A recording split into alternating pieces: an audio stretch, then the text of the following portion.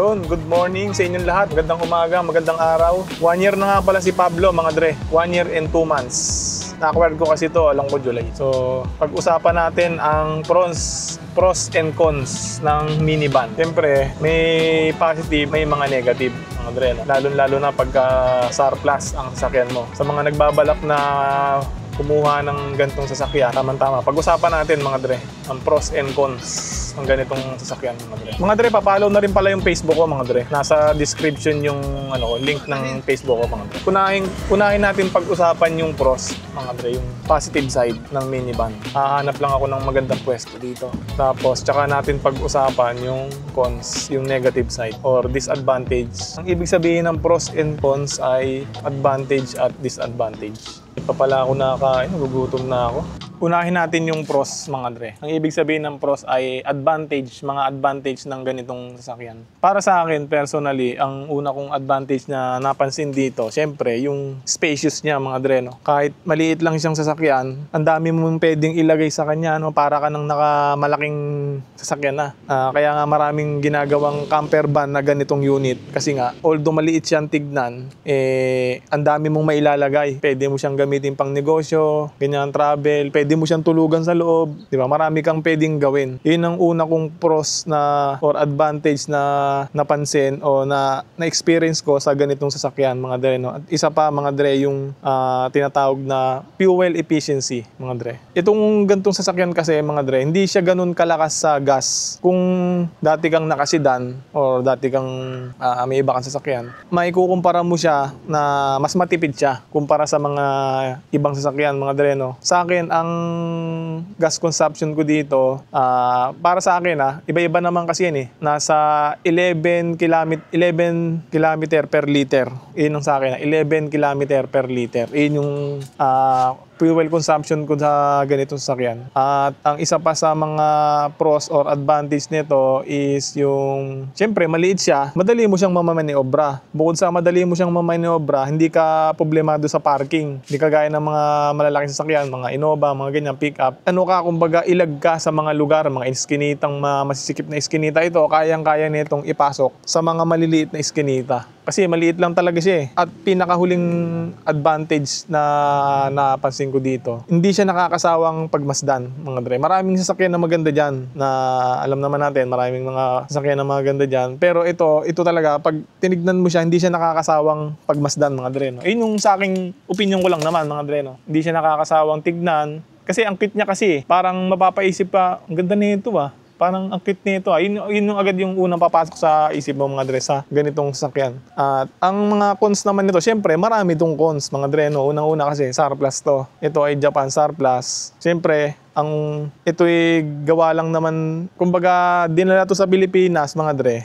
Alam ko, dineclare to na garbage or junk, kaya mura tong binibili ng mga builder sa yarda, no? Ito ay pinipit-pit sa custom. Pag nakita nyo yung mga picture nito, pinopost naman sa online, mga dre, ito ay nakapit-pit. So syempre, pagka ganun ng sasakyan, syempre may pangamba ka dyan, mga dre, no? Lagi ka may pangamba kasi kumbaga nire-assemble lang naman to sa Pinas eh. So syempre, yun yung number 1 na cons nito, mga dre, no? Syempre, pag nagpa-build ka nito, talagang uusisain mo, mga dre. Siyempre, mapapaisip ka pinitpit to Pinitpit siya sa custom Dumating dito tapos nire-assemble siya. So, yun ang number 1 cons nito. Para sa akin, mga dre, number 1 cons nito is yung sa builder. Dapat talagang trusted builder po ang mapagkukunan nyo. Pangalawang disadvantage nito, mga dre, is yung para sa akin yung turbo. Marami kasing di ko masabi pero marami akong kakilala na at saka sa online na rin nababasa ko na nagkakaproblema sa turbo. Siguro, depende rin siguro sa nagamit. Sa akin, wala pa naman akong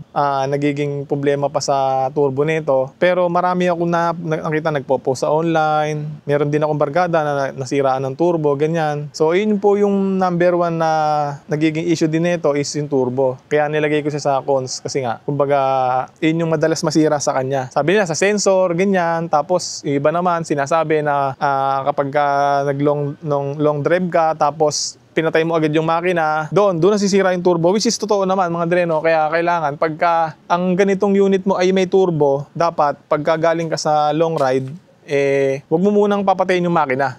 Halimbawa, nagamit mo siya mga 1 hour mo siyang nagamit, dire-diretso, wag mo muna siyang papatayin agad.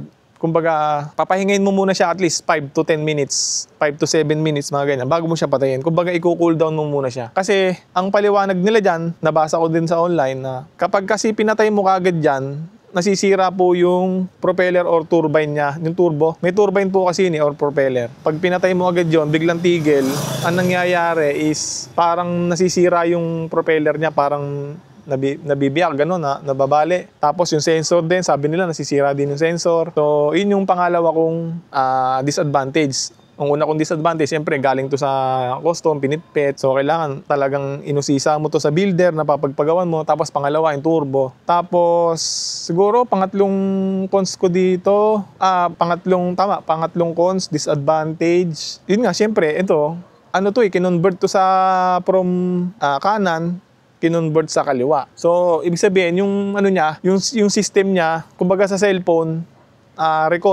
Recon siya, no, mga dre, no? Kasi sa Japan, right-handed, mga dre, no? Tapos, sa Pilipinas kasi, kailangan mo siyang i-convert sa left-handed. Ganun kasi yung batas dito sa atin, no? So, depende na lang din talaga sa builder, mga dre. Pero sa akin, nilagay ko siya sa cons kasi nga, kinonvert siya eh. Kumbaga yung system niya is nabago, di ba? So, pero sa akin, wala pa naman akong nagiging issue dito kay Pablo. 1 year and 2 months na sa akin to. Tama ba? August. Tama, 1 year and 2 months. Nakuha ko kasi to July. So, 1 year and 2 months. So far, ang mga naging issue ko pa lang naman dito, usually sa gulong, napaplatan, yan. Tapos, yung nagpakabit ako ng alarm, hindi maayos yung gumawa. Mga ganun lang, mga basic pa lang. Pero so far, wala pa naman ako nagiging problema sa turbo nito. Sa makina, wala pa naman so far. Di pa naman ako na-overheating. So, all goods pa naman. Siguro, depende rin talaga sa nagamit din. Tsaka, number 1 din talaga yung builder. Kasi yung talagang, magiging, kumbaga, pundasyon mo sa sasakyan, yung builder talaga. Kung maayos yung builder, maayos din yung gagamit. So, tingin ko, wala naman magiging issue, no? Yung builder naman nito, lagi ko naman siya nakakausap. Nag-reply naman siya kagad sa call, sa text, sa messenger. So, wala naman ako naging problema pa. So far, no, wala pa naman. Sana tumagal sa akin itong sasakyan na to si Pablo. Sana tumagal siya sa akin. At hindi ako nagsasawa kasi sa kanya gamitin at tignan, no? Parang natutuwa ako sa kanya na marami kasi nga akong sasakyan na pag alam mo yun, pag nakita mo siya parang sa una lang maganda, nagigets nyo naman siguro yung ibig ko sabihin. Pero itong sasakyan na to, mga dre, parang hindi ka magsasawang tignan, hindi ka magsasawang gamitin, mga dre. Yun yung sa akin na personally ko lang. Yun lang yung ko doon, pros and cons. Yung una kong pros is, yun nga, spacious siya. Maliit siya pero maluwag yung loob, magugulat ka, maluwag, ang dami mong pwedeng isakay, ang dami mong pwedeng ilagay. Actually, dati nga napagkasya ko dito, siguro 11 kami dito sa loob. 2 sa unahan, 3 sa gitna, tapos sa likod 4 na bata. Ay hindi, 4 sa gitna. Pero mga bata na yun, no, 4 lang yung adult. Tapos siguro 7 bata, nasa 11 lahat. Kaya magugulat ka, mga dre, no? Ang liit niya pero ang dami mong pwedeng isakay. Kaya yun yung number 1 kong pros, mga dre, yung spacious siya. Pwede mo siyang ipang negosyo, di ba? Tapos yun nga, pangalawa kong advantage dito is hindi siya nakakasawang tignan kasi ang cute niya eh. And sa akin talaga, ang number 1 kong cons dito, yung disadvantage is, yun nga, yung, siyempre, pinitpit to eh, mga dre. Pinitpit siya sa custom. So, pili na lang talaga kayo ng magaling na builder. Trusted builder. Wala namang magaling talagang builder, no? Yung trusted talaga. Yung trusted lang. Yung maayos kausap. Kasi itong ganito, makaka-encounter ka talaga ng pagkasira nito. Kasi nire-assemble lang naman to eh. Yung mapagkakatiwalaan na lang. Hindi na yung magaling. Kasi yung magaling, malabo yung magaling na magaling eh. Wala namang ganun eh. Lahat naman ng sasakyan is nasisira. Kumbaga rear and tear, ika nga. Kaya pili ka na lang talaga ng trusted, yung mapagkakatiwala ang builder. Hindi na yung magaling na builder, lahat naman yan para sa akin, lahat naman sila magaling, no? Yung trusted lang talaga.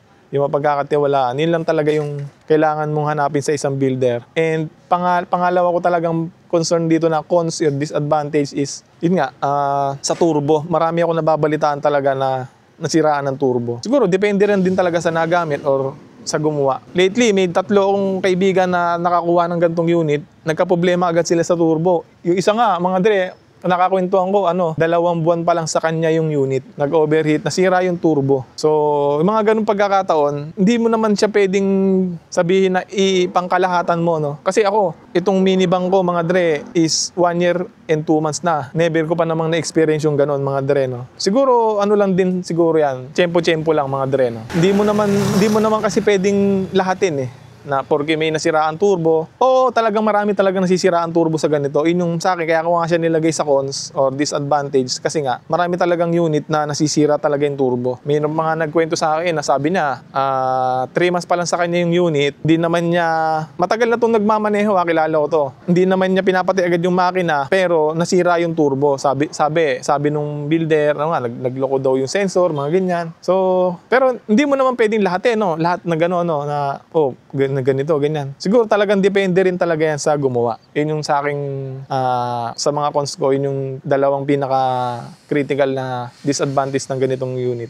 Yun lang mga dre. Sana nakatulong yung video na to. Nagpapasalamat ako na yung tong unit na nakuha ko ay hindi sakit sa ulo, mga dre, no? 1 year and 2 months na sa akin. Hindi pa naman niya ako binigyan ng major na mga problema. Yung mga usually na nagiging problema ko lang dito sa gulong, ganyan, which is normal naman yun, na napaplatang ka, ganyan. Tapos, wala talaga ako pang masyado nagiging problema dito Usually, yun talaga yun lang sa gulong. Madalas lang ako matsambahan na paplatang, ganyan. So, yun lang mga dre, salamat sa panonood.